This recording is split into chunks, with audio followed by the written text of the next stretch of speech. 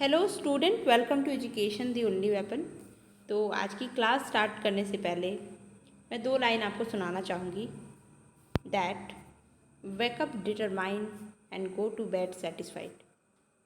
आप जब सुबह उठते हैं तो आप अपने गोल को डिटरमाइन करो, उसको ठानो कि मुझे आज क्या करना है। और जब आप सोने जाते हो तो आपने दिन भर उस गोल में अपना 100% दिया हो, ताकि आप सेटिस्फाइडली बेड पे जाओ, सो और आपको लगे कि हाँ, मैंने आज का अपना जो टारगेट है वो कंप्लीट कर लिया। ओके, तो चलिए अपने क्लास की तरफ चलते हैं। आज का जो हमारा क्लास होगा वो डी पॉलिसी पीआरटी के लिए हमारी जो सीडपी की क्लास चल रही है उसमें आज हम पढ़ने वाले हैं कोहलबर्ग की जो मॉरल डेवलपमेंट की थ्योरी है। ठीक है, मॉरल डेवलपमेंट की ये जो थ्योरी है कोहलबर्ग की, इसको हम एक वीडियो में पूरा कंप्लीट करेंगे, जो इन्होंने 6 मोस्ट इम्पॉर्टेंट स्टेज दिए थे उसके बारे में। ठीक है, नैतिक विकास को लेकर के कल हमने पियाजे की थ्योरी देखी थी, और उसमें जो कि उन्होंने बताया था थोड़ी बहुत चीज़ें उसमें लेफ्ट रह गई थी, तो उसके बाद उस पर आगे का रिसर्च जो है कोहलबर्ग ने किया। ठीक है, कोहलबर्ग बात करते हैं मॉरल डिलेमा की। इन्होंने अपनी थ्योरी में दो बहुत ही इंपॉर्टेंट वर्ड को यूज किया है। मॉरल डिलेमा मतलब नैतिक दुविधा में पड़ जाना। ठीक है, नैतिक दुविधा में पड़ जाना। जस्ट सपोज आप आपका कोई दोस्त और आपका एक भाई, ठीक है, आप तीनों जो हैं कहीं ऐसे जगह घूमने गए हैं। जस्ट सपोज आप नाव में गए हैं, आप बोटिंग करने गए हैं, और बोटिंग करते करते आप बीच में पहुंच जाते हैं पानी में। एक ऐसा सिचुएशन क्रिएट होता है कि आप तीनों में से जस्ट सपोज कि किसी को स्विमिंग नहीं आती है।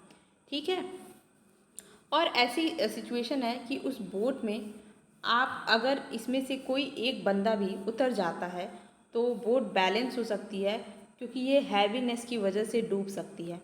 तो या तो इसमें अब तीन कंडीशन बन सकते हैं, या तो आप डूब जाओ, आप उतर जाओ पानी में, आपको तैरना नहीं आ जाता है और आप अपनी जान को रिस्क ले लेते हो और आप एक तरह से डूब ही जाएंगे, और आपके एक दोस्त और आपके फ्रेंड जो है, आपका भाई और आपका फ्रेंड बच जाता है। या एक ऐसी कंडीशन हो सकती है कि आपका दोस्त, आप उसको धक्का दे दो तो आप दोनों बच जाओगे।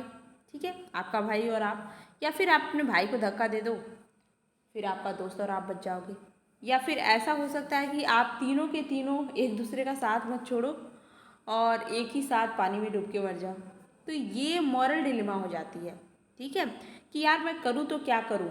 और सिचुएशन ऐसी है कि आप ऐसा कंडीशन, ऐसी स्थिति को, ऐसे डिसीजन को लेना पसंद करोगे जिसमें कम से कम नुकसान हो। आप सोचोगे यार अब इसमें से अगर मैं ही उतर जाता हूँ तो कम से कम मेरे भाई और मेरे दोस्त बच तो जाएंगे। आपके अंदर ये चीज़ रहेगी। ठीक है, या फिर आपका कोई दोस्त बहुत ज़्यादा वो है तो वो सोचेगा कि यार मैं उतर जाता हूँ, कम से कम ये और मेरा दोस्त तो बच जाएगा। तो ये सिचुएशन बनती है और इसको बोलते हैं मॉरल डिलेमा। और कोहलबर्ग का जो नैतिक विकास का सिद्धांत है, तो उन्होंने इसी तरह के कुछ सिचुएशन को एक केस की तरह कंसीडर किया और उसको डिफरेंट डिफरेंट एज ग्रुप के लोगों को बताया कि भैया ये केस है, आप बताओ आप इसमें रहते तो आप क्या करते। ठीक है, हर एज ग्रुप के लोगों से इन्होंने एक सवाल पूछा, एक मॉरल डिलेमा को दिया कि ये दुविधा में आप फंसते हो तो आप क्या डिसीजन लोगे। और उस डिसीजन को लेकर के इन्होंने बाकायदे डाटा वगैरह तैयार किया, और तब जाके ये इन्होंने सिद्धांत दिया कि मॉरल डिलेमा में एक मॉरल डिसीजन लेना, एक जो डिसीजन इंसान लेता है वो किस बेसिस पे डिसीजन लेता है। अगर वो बच्चा जो है, अगर वो इंसान एक बच्चा है, अगर वो अपने चाइल्डहुड फेज में है और वो कोई डिसीजन ले रहा है तो वो किस आधार पे डिसीजन ले रहा है। और अगर वो इंसान अपने मिडिल एज में है, सॉरी मिडिल नहीं कह सकते हैं, एडोलेसेंस में है, तो वो किस आधार पे डिसीजन ले रहा है। और अगर वो इंसान अपने एडल्टहुड में है या उससे भी ज़्यादा है तो वो किस बेसिस पे जो है डिसीजन ले रहा है। तो इन अलग अलग एज में एक इंसान मॉरल डिलेमा में कैसे अपने निर्णय को लेता है, उसके पीछे का जो रीजन है उसके बारे में ये सिद्धांत में बताता है। ओके, एक और टर्म है मॉरल रीजनिंग। अब उस तीन बंदों में तीनों के डूबने के चांस हैं, एक उतर जाता है तो दो बच जाएंगे। इस कंडीशन में जो पीछे लॉजिक लगाएगा इंसान, चाहे ये चाहे ये चाहे ये, ठीक है, तो वो जो लॉजिक लगाता है, जो सोच समझ लगाता है यार इसको बचाऊं कि इसको बचाऊं, उसको हम बोलते हैं मॉरल रीजनिंग। मतलब नैतिक तर्क वितर्क करना कि क्या करके और क्यों, किस लिए मैं इसको बचाऊं, ये चीज़। ठीक। कोहलबर्ग ने एक बहुत ही इम्पॉर्टेंट डिलेमा को डिस्कस किया है, हेज। हेन जो कि एक इंसान है, जो इसकी वाइफ जो है बहुत बीमार है। एक ऐसी बीमारी से इनकी वाइफ ग्रसित है जिसकी दवाई अभी तक खोजी नहीं गई है। फिर इसको कहीं से मालूम पड़ता है कि भैया इसकी दवाई ढूंढ ली गई है, एक केमिस्ट द्वारा जो है इसकी दवा बना ली गई है। ओके। और वो दवा जो है मात्र इस केमिस्ट ने ही बनाई है और किसी के पास वो दवा है ही नहीं। तो हेन चाहता है कि मैं किसी तरह से अपनी वाइफ को बचा लूँ। ओके। हेन जाता है क्योंकि फिर उसको मालूम पड़ता है कि भाई दवा तो बहुत महंगी है, तो वो किसी किसी तरह से किसी से उधार लेके कुछ भी करके जो है पैसे जुटाकर जाता है हेंज के पास, केमिस्ट के पास। फिर हेंज को पता चलता है कि यार मेरे पास तो मात्र 5,000 रुपये हैं, जबकि दवा तो 10,000 की है। ठीक है, दवा तो जो है 10,000 की है। तो ये सोचता है कि मैं क्यों ना केमिस्ट से थोड़ा रिक्वेस्ट वगैरह करूं और बोलूं कि मेरी वाइफ की तबीयत बहुत ज़्यादा ख़राब है, तो आप किसी तरह से मुझे वो दवाई दे, तो बाद में पैसे मैं धीरे धीरे करके चुका दूंगा। ये केमिस्ट से ये सारी बात जाके बोलता है, बट केमिस्ट नहीं मानता है। कहता है कि भाई मैं नहीं दूंगा तुमको पैसे, मैं तुमको दवाइयाँ नहीं दूंगा, ये ऐसे नहीं होता, तुम्हें पूरे पैसे ला कर ही देने होंगे। फिर हेंज को कहीं से मालूम पड़ता है कि जो दवा केमिस्ट ने बनाई है उसकी जो मूल लागत है ना वो मात्र 1,000 रुपये है। यानी कि एक तो मैं इसको 4,000 रुपये अधिक दे रहा हूँ, इसका प्रॉफिट भी हो रहा है, फिर भी ये मुझे दवाई नहीं दे रहा है, जबकि मेरी बीवी की जान जो है एकदम जोखिम में है। ये तो बहुत ही बुरा इंसान है। अब ये मॉरल डिलेमा जो है, ये नैतिक दुविधा जो है, वो अपनी बीवी को बचाना चाहता है। अब इसमें वो क्या कर सकता है, उसके सामने दो कंडीशन है। या तो वो वेट करे क्या, बोले डॉक्टर को, मतलब केमिस्ट को बोले कि आप मेरा वेट करो, मैं जाता हूँ घर और घर जा कर के पैसे इकट्ठा करता हूँ 10,000, फिर आता हूँ आपके पास, दवाई खरीदता हूँ, फिर जाता हूँ। बट इतने ड्यूरेशन में उसकी बीवी की जान जा सकती है, ये बहुत बड़ा जोखिम हो जाएगा। दूसरा सिचुएशन ये हो सकता है कि किसी तरह से हेन जो है उस दवाई को जो है केमिस्ट की दुकान से चोरी कर ले, जब केमिस्ट दुकान बंद करके चला जाता है। अब ये कंडीशन में आप या मैं क्या करेंगे, इसको लेकर के कोहलबर्ग रिसर्च करते हैं। कोहलबर्ग इसी केस को तमाम एज ग्रुप वाले, मतलब कुछ एज ग्रुप ऐसे हैं जिनकी अभी प्री एडोलेसेंस है, मतलब कि वो अभी पूर्व किशोरावस्था में हैं, कुछ हैं जो कि अपने एडोलेसेंस में किशोरावस्था में हैं, कुछ हैं जो एडल्टहुड में हैं। तो ये तीनों एज ग्रुप और भी बहुत सारे एज ग्रुप को ये क्या करते हैं, ये केस देते हैं और बोलते हैं कि आप यहाँ रहते तो आप क्या करते। इस आधार पे मॉरल डेवलपमेंट को कोहलबर्ग 3 भाग में डिवाइड करते हैं। ठीक है, as per their thinking process, as per their moral decision. ये बोलते हैं ह्यूमन बीइंग में जो मॉरल डेवलपमेंट होता है ना, उसको हम अगर एज ग्रुप के आधार पे देखें तो वो 3 लेवल में होता है। पहला जो लेवल है वो प्री कन्वेंशनल लेवल होता है, जिसमें प्री एडोलेसेंस वाले एज ग्रुप के लोग आते हैं, मतलब 13 से पहले वाले, 13-14 के पहले वाले लोग आते हैं। ठीक है। दूसरा जो एज ग्रुप होता है, दूसरा जो लेवल होता है वो कन्वेंशनल वालों का होता है, मतलब जिसमें एडोलेसेंस वाले लोग आते हैं, 18 के पहले वाले। ठीक। तीसरा जो एज ग्रुप होता है, तीसरा जो लेवल होता है वो होता है पोस्ट कन्वेंशनल, जिसमें आपके पोस्ट एडोलेसेंस आते हैं, मतलब आपके 18+ वाले लोग इसमें आते हैं। अच्छा, ये तो हो गई एज की बात और ये हो गई लेवल की बात। इस लेवल में कैसे लोग आते हैं वो देख लेते हैं। जो प्री कन्वेंशनल यानी कि पूर्व परंपरागत लोग होते हैं, उनकी कोई बहुत खास अभी मॉरल डेवलपमेंट हुई नहीं रहती है, उनका खुद का दिमाग उतने अच्छे से भी काम नहीं कर रहा होता है। जो एडोलेसेंस वाले फेज के लोग होते हैं वो सोसाइटी में जो चीज़ें चल रही हैं उसी को मानते हैं। और जो तीसरे कंडीशन के लोग होते हैं ये सेल्फ डिसीजन लेते हैं, मतलब अपना दिमाग, अपना तर्क लगाकर, अपने लॉजिक को लगाकर चीज़ों को सॉल्व करना चाहते हैं। ओके। तो तीनों फेज को जो है बहुत ही डिटेल में चलिए आगे देखते हैं, अच्छे से समझते हैं। तो पहला जो हमारा फेज था वो है प्री कन्वेंशनल। इसमें भी कोहलबर्ग ने 2 स्टेज दिए हैं। तो मान लीजिए 3 स्टेज है और 6 फेज हैं। ठीक है, 6 चरण हैं इनके और 3 जो है स्टेज के बारे में ये बताते हैं। ठीक है, 3 लेवल है एंड 6 स्टेज है। तो कभी भी पूछ लेता है, ये 6 स्टेज के नाम ही पूछ लेता है कभी कभी। तो प्री कन्वेंशनल वो स्टेज होती है जिसमें क्योंकि बच्चे आ रहे हैं इसमें, मतलब इसके अंतर्गत एडोलेसेंस के नीचे वाले लोग हैं, तो वो बच्चे ही एक तरह से कंसीडर करेंगे हम उनको। ये बच्चे ऐसे हैं जिनको ये नहीं मालूम है कि भैया सोसाइटी में क्या चीज़ सही होती है, क्या चीज़ गलत होती है। इनको ये नहीं मालूम है कि हम ये करेंगे ये अच्छी चीज़ है, ये बुरी चीज़ है, चोरी करना अच्छी चीज़ है, चोरी करनी बुरी चीज़ है, ये सब इनको अच्छे से नहीं मालूम है। प्री कन्वेंशनल एज ऐसी है। तो इसमें दो चीज़ों के आधार पे जो है प्री कन्वेंशनल एज ग्रुप के लोग काम करते हैं, मॉरल डिलेमा हो या फिर मॉरल डिसीजन लेना हो। कैसे करते हैं भाई? पहला है पनिशमेंट एंड ओबीडियंस। मतलब अगर मैं फला काम करूँगा तो क्या कहीं मुझे सज़ा तो नहीं मिलेगी, ठीक है? तो अगर सज़ा मिलेगी तो मैं ये काम नहीं करूँगा। इनका ये आधार होता है काम करने का। अगर आप इनको बोलोगे कि जाओ दुकान से ये सामान खरीद के लाओ, जाओ दुकान से पेन खरीद के लाओ, तो ये फिर देखेंगे कि कहीं वहाँ पे मेरे पापा तो नहीं हैं, कहीं वो मुझे देख तो नहीं रहे हैं, कहीं वो मुझे मारेंगे तो नहीं। अगर ऐसा नहीं है तब वो जाएंगे और वो पेन खरीद के लाएंगे। दूसरी चीज़ ओबीडियंस, ओबीडियंस के आधार पे काम करेंगे। क्या? अगर उनके पापा ने बोला है कि भाई 6 बजे के बाद तुम लोग को घर से नहीं निकलना है, तो 6 बजे के बाद वो घर से नहीं निकलेंगे। क्यों? क्योंकि उनके वो आज्ञा का पालन करेंगे। उनके दिमाग में यह है कि जो पापा ने कह दिया, जो बड़े लोगों ने मेरे कह दिया, मेरे को वही करना है, क्योंकि इस वक्त उनका दिमाग इतने ही लेवल का है। तो इस आधार पे, एक तो सज़ा के आधार पे, दूसरी ओबीडियंस के आधार पे वो जो है अपना काम करते हैं, ठीक, इस एज ग्रुप के लोग।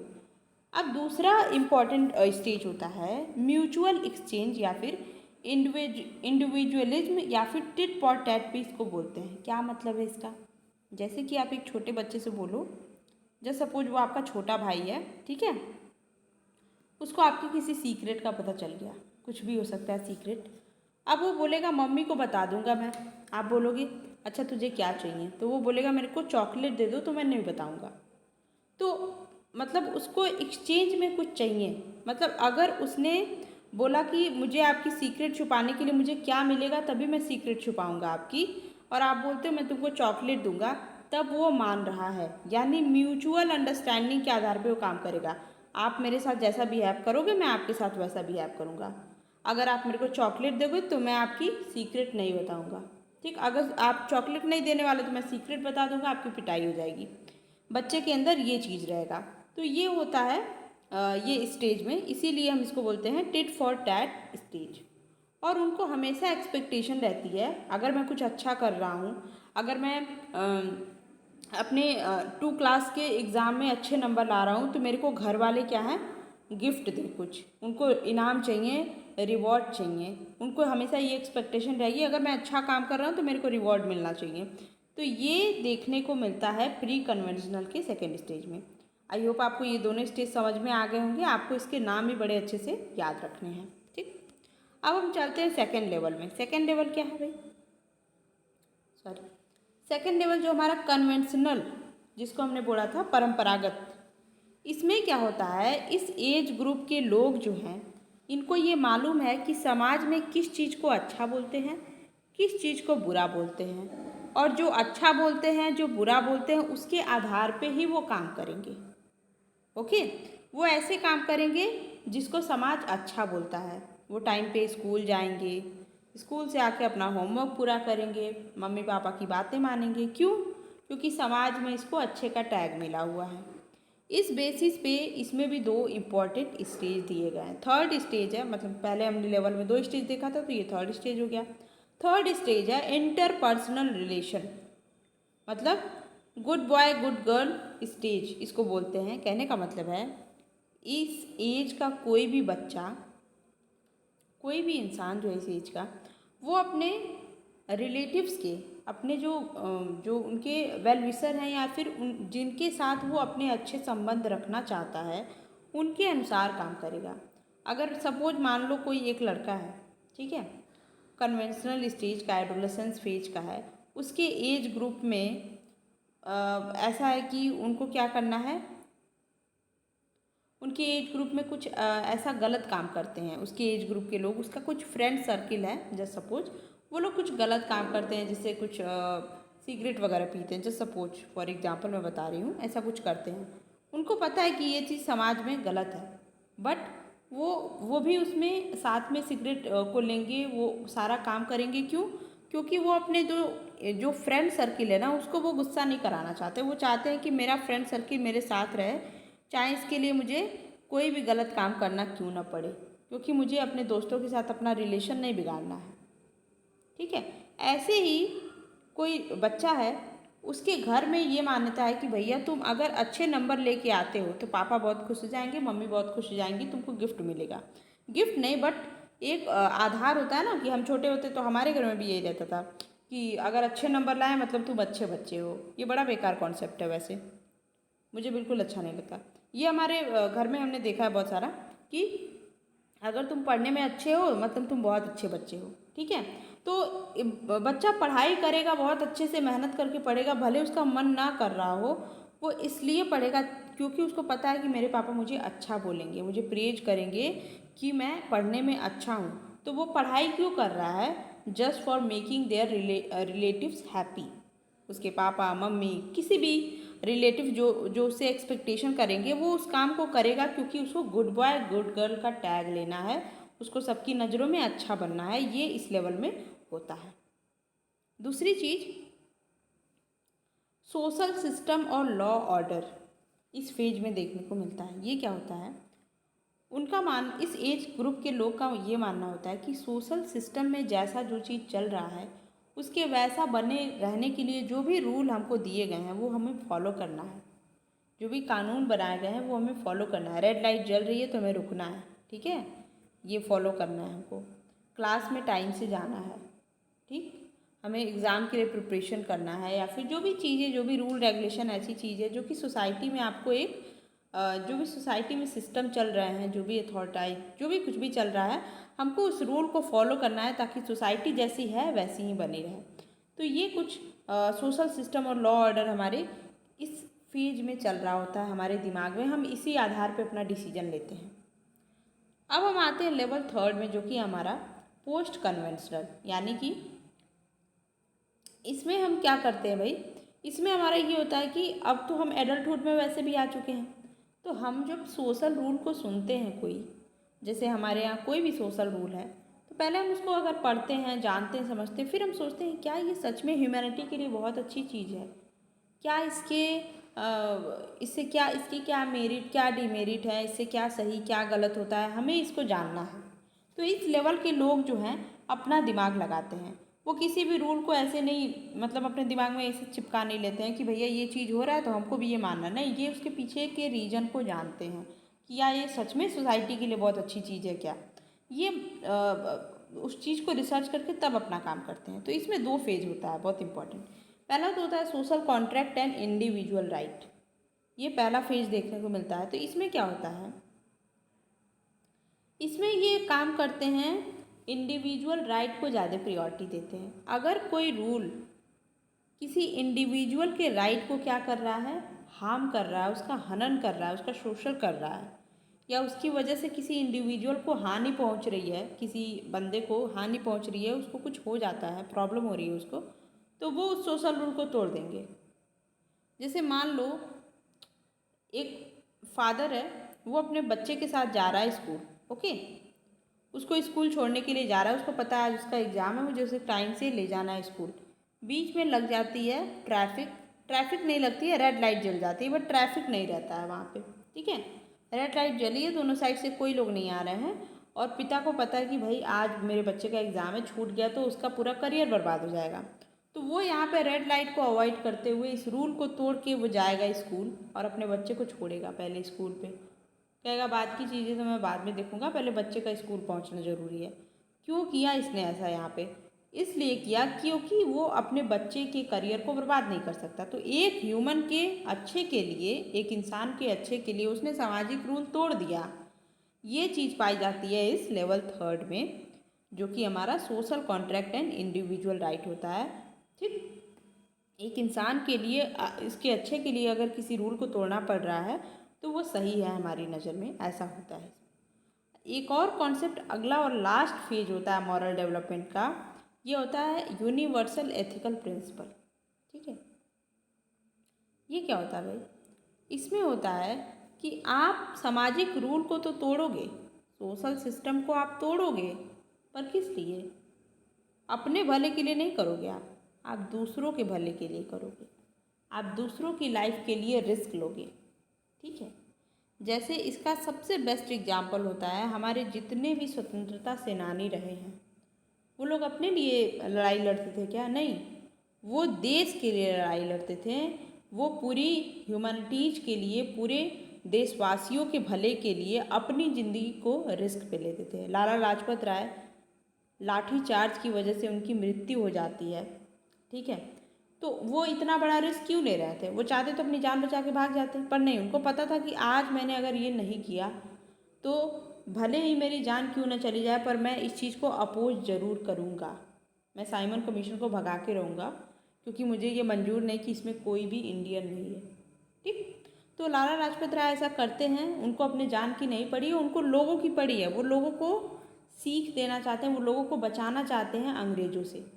तो यहाँ पे जब हम अपने पर्सनल रिस्क, अपने पर्सनल लेवल पे रिस्क लेकर के दूसरों का भला करने के लिए सामाजिक रूल को तोड़ते हैं, तो यहाँ पे हमारा यूनिवर्सल एथिकल प्रिंसिपल जो है काम करता है। इस लेवल पे जो, इस बेसिस पे हम जो है मॉरल डिसीजन ले रहे होते हैं। तो यहाँ हमने कोहलबर्ग के सारे 6 फेज़ देख लिए, तीनों लेवल देख लिए। आई होप आपको ये लेक्चर समझ में आया होगा। वीडियो थोड़ी लंबी बनी है, आई होप सो, बट इस एक वीडियो में हमने पूरा कोहलबर्ग का नैतिक सिद्धांत अच्छे से समझ लिया है। आई होप आपको समझ में आया होगा। ठीक है, तो इसकी PDF मैं आपको टेलीग्राम में दे दूँगी, आप वहाँ से जाके लोड कर लेना, इसको डाउनलोड कर लेना, और इसकी लिंक आपको मेरे कमेंट सेक्शन में पिन मिल जाएगी। ठीक है, तो पढ़ाई करते रहें। Best of luck.